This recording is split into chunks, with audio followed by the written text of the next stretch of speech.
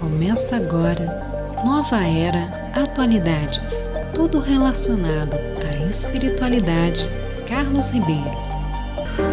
Obrigado, Bianca Santos, novamente. Aqui estamos na Nova Era Atualidades. O assunto do episódio de hoje, com o capítulo A Prática do Jorei e com o subtítulo História do Jorei, onde iremos dividir em duas fases, para que esse podcast não fique muito prolongado. Então, nesta primeira fase, que se inicia desde 1926 até 1947, como surgiu o Jorei e seus métodos de tratamento. Peço licença aos meus ouvintes para começar lendo um trecho da abertura da Casa Ojindô do livro Luz do Oriente, volume 1. Abre aspas. Ante a iminência do fim do mundo, recebi a grande missão de ser o dirigente supremo da obra de salvação de toda a humanidade e construir o paraíso terrestre isento de doença, pobreza e conflito, de acordo com o plano de Deus. Por isso,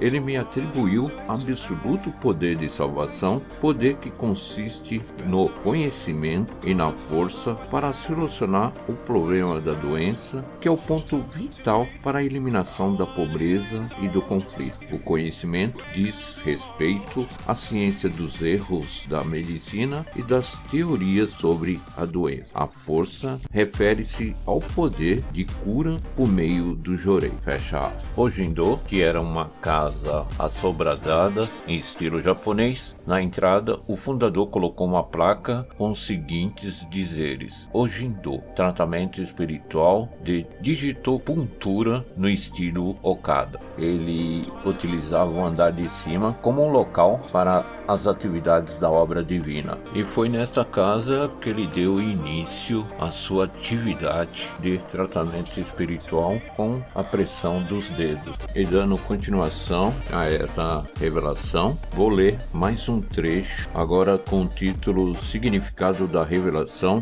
que se encontra no livro Luz do Oriente, volume 1. Abre aspas. Depois de ter recebido a revelação divina, o fundador, solidificando ainda mais a sua convicção e compenetrando-se profundamente do sentimento de missão, empenhou-se em salvar as pessoas do sofrimento que as afligia. O núcleo e também a força motora dessa salvação foi o Jorei, que passou por diversas modificações até ser estabelecido a sua forma definitiva. A fonte do poder manifestado pelo fundador foi-lhe atribuída por Deus na revelação de 1926. Desde então, ele teve de percorrer um longo caminho à procura de uma forma para manifestar esse poder de salvação. Através de experiências e da providência divina, foi arquitetando e intuindo diversas formas, avançando cada passo com firmeza. Esse era o caminho que Deus lhe reservara. Fecha aspas. No trecho do livro Luz do Oriente, volume 1, com o título Conscientização da Vontade Divina, abre aspas. Algo muito grandioso me manejava livremente, fazendo com que, por meio de milagres, eu me encontrasse pouco a pouco com o mundo de Deus. Nessas horas, eu sentia uma alegria irrefreável. Era uma sensação indescritivelmente profunda, nítida e elevada. Além do mais, os milagres continuavam a suceder, acontecendo fatos interessantíssimos. Não sei quantas vezes cheguei a experimentar essas sensações num só dia. Fecha aspas. E agora eu vou falar de alguns métodos utilizados até chegar nos dias de hoje para a administração do Jorei. Em junho de 1930, o Jorei começava com a entoação da oração Amatus Nuri. Em seguida, depois de uma reverência com as mãos unidas, pressionava-se a região enferma com os dedos, passava-se nela a palma das mãos e por fim soprava-se o local. Depois, em 1932, estendia-se a palma da mão em direção da pessoa e entoava-se em silêncio 3 vezes a oração da contagem dos números sagrados. Outra forma, em inscrever-se no ar com o próprio dedo a certa distância da pessoa, abre aspas, que esse interior seja purificado, fecha aspas, e outras coisas do gênero. Também, às vezes, utilizava-se paralelamente o poder do Espírito da palavra. Por exemplo, no caso de uma pessoa com dor de cabeça, falava-se, abre aspas, dor de cabeça, deixa esta criatura, fecha aspas, e dava-se um sopro. E por fim, além destes, empregava-se também o seguinte método: depois de se fazer a prece com as mãos unidas, levantava-se a mão em direção da pessoa e ao mesmo tempo dava-se um sopro. Então Meixo Sama se esforçou-se em pregar as leis do céu e da terra neste ato sagrado, onde foi introduzir uma atitude muito natural do homem, que é colocar a mão no lugar dolorido. Baseava-se em que a mão é o lugar onde o homem consegue concentrar melhor a sua vontade, e também no fato de que, quando sacudimos alguma coisa, manifesta-se um poder espiritual. Assim, somando diversas pesquisas, buscando conhecer a vontade divina e fazendo-o passar por inúmeras modificações, Meixo Sama estabeleceu em maio de 1934 a forma do jorei atribuído por Deus. Entretanto, na época, o método ainda não tinha esse nome. Até aquela data, chamava-se Tinkon. Este trecho você pode encontrar também no livro Luz do Oriente, volume 1, no Significado da Revelação. Também outro método daquela época dava-se o nome de Miteshiro, que era um leque em cuja sua parte frontal ele escrevia palavras como estas. São 3. A primeira, abre aspas, este leque purifica e salva todos os espíritos, fecha aspas. Segunda palavra, este leque purifica o corpo espiritual de todas as coisas. Terceira e última palavra, este leque branco purifica o corpo e o espírito.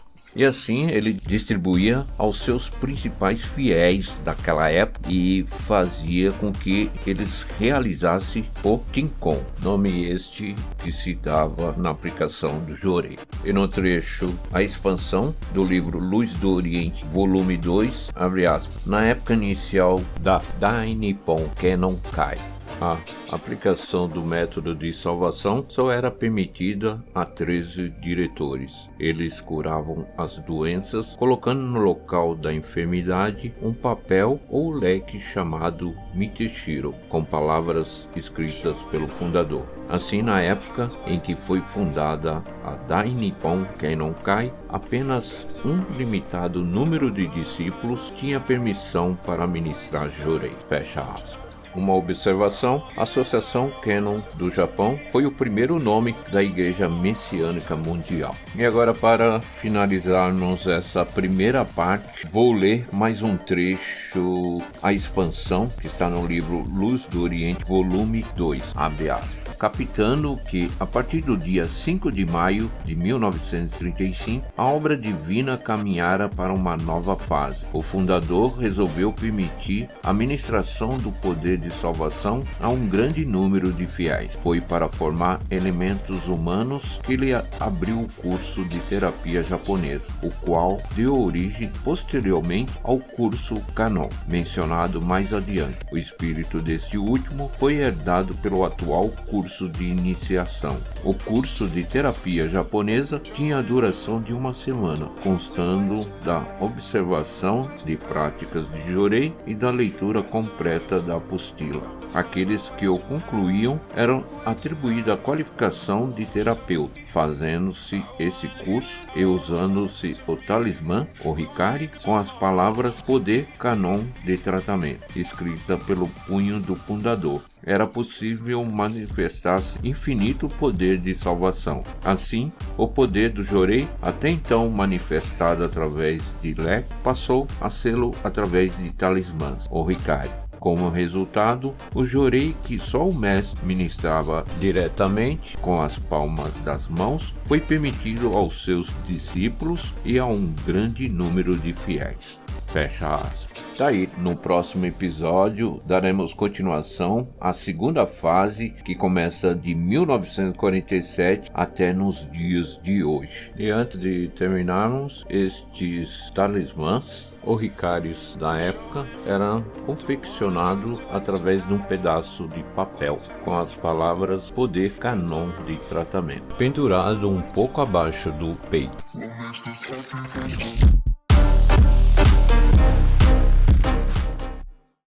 Se inscreva em nosso canal e deixe seu like.